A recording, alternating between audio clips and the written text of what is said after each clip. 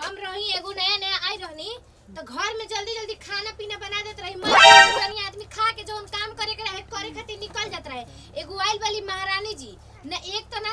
अपन नैहरे ले कुछ लेके आइल वाली आ ना कुछ हुए तरी भीख मांगा लेखा भेज देलसन। एगो हम रही हमार बाबू के ना आँखिए फूट रहे हइसन घर में बियाह कर देला ने ना तो हइसन घर में बियाह हो रही हमार अगर चलती रही तो ऐसन घर में हमार बियाह हो गई उहो भीख मांगिने घर के आ गई उहो ना कुछ ले दे के आई कि तनी कुछ ले दे के आई तनी खुशी हो कि मार टोला महल में मिठाई पाहुर बटले रहती तनकी हमारे इज्जत जाता टे गांव घर में मैं कोई का बोलत कुछ लेके नहीं खेल का हो पाहुर ना खिएलू ह ना तू कहलू ह बताव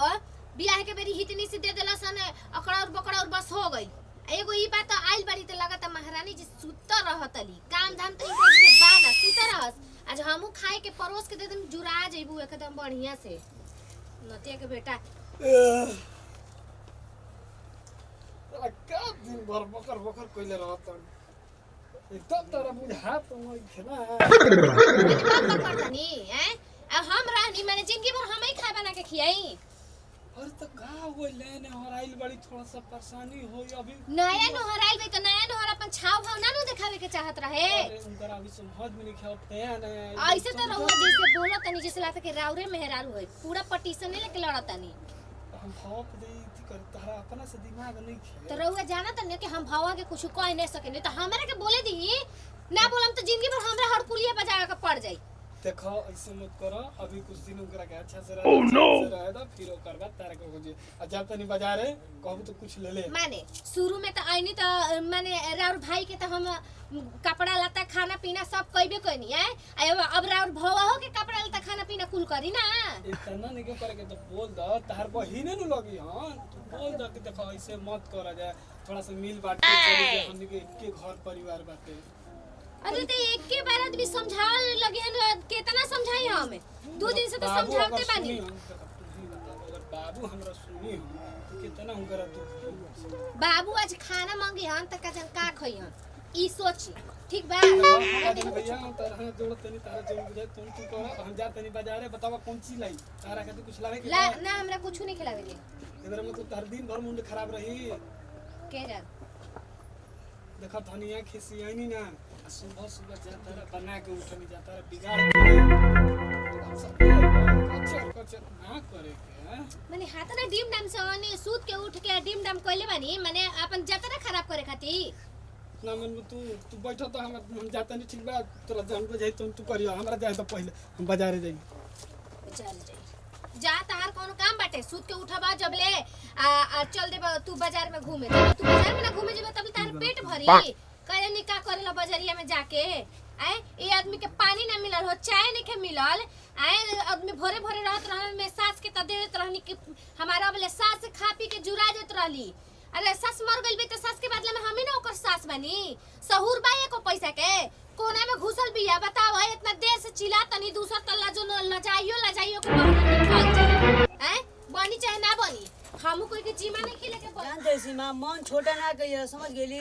आ बड़ न हमर भौजाई न है तो सब बोलिए दहली त का भई ए जी मानो तानी कि वहां के भौजाई हनी बड़ बानी रोवा के सब कुछ वही के कइले बानी लेकिन मान तनी हम गरीब घर के बानी त का कुछ पता नहीं के घर में देख आज हम छोटी को रही न जब वो आई रही न त हमरा के सेवा कर कपड़ा फीचा हमर लाता कर बहुत कुछ हमर भाभी कइले है हमरा के यही से ना हम कुछ ना बोली ना। अब बताई हमार तनी दुख ना लागेला तनी बर्थडे बानी मानने के हम छोट बानी हमार बुझात नहीं खे कुछ तो तनी प्यारो से समझा सको तनी दीदी जी जाए दे तू ही न अपन दांत पर दांत चढ़ा के न चुपचाप रह कुछ भी बोला तड़ी न तो एकदम मुंह एकदम बंद कइले रह कह कि दीदी जी न जौन बानी सब रहुए बानी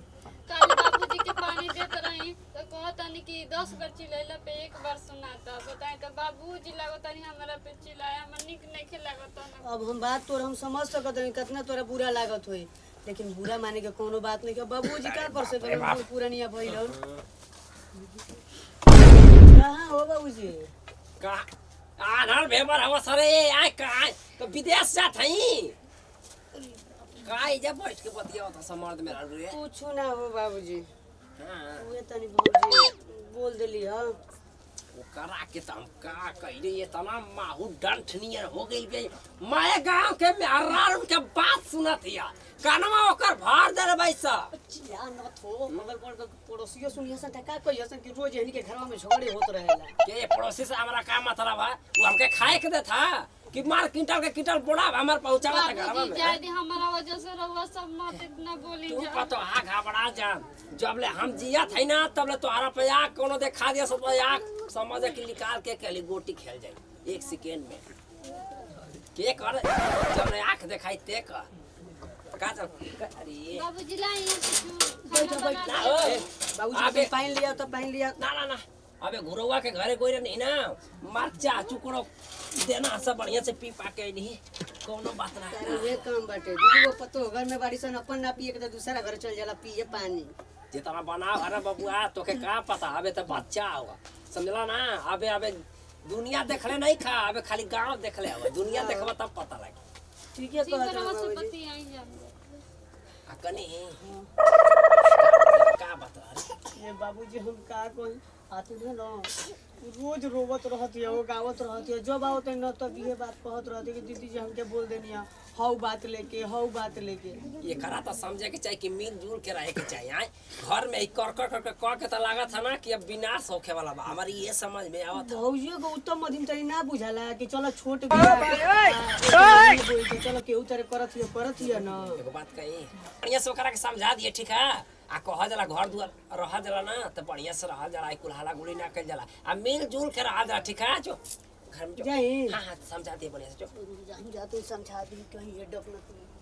बाप रे बाप ई साला अगुआ हमरा के ठगवा देला सुगर सागर टिटेरी नियन लड़की दिवा देला सब वही में दहेज हमार समझ कि करार क के वो दहेज ना देला सा आए इनकरा के जो ना करे के ना तवन होई का घबरा थे अबे तो मारे आंसू गिरावत है ना तो आंसू गिरी कोई पोछे वाला ना रही। ए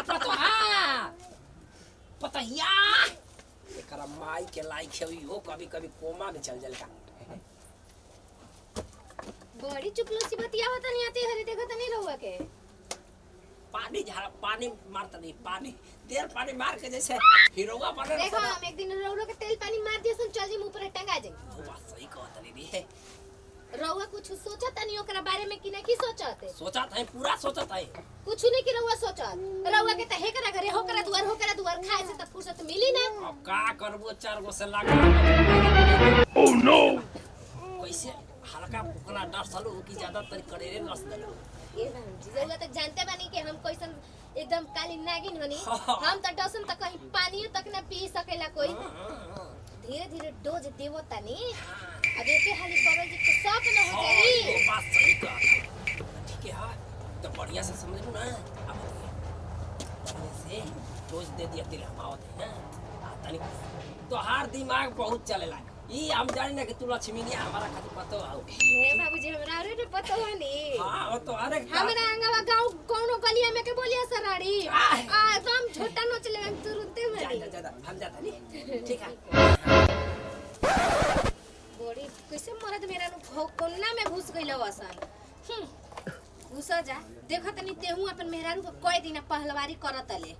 अगर एक दिन अगर ना ताके बाहर भेज के काट देनी जना तो कोई की का कहत रहे ना बोलिए बताओ हो जेकरा घर में नया नहर दुल्हन बिया ओकरा घर में ओकरा घर के मालकिनी के बनावे के पड़ जाता खाए ऐसा तो जमाना आ गइल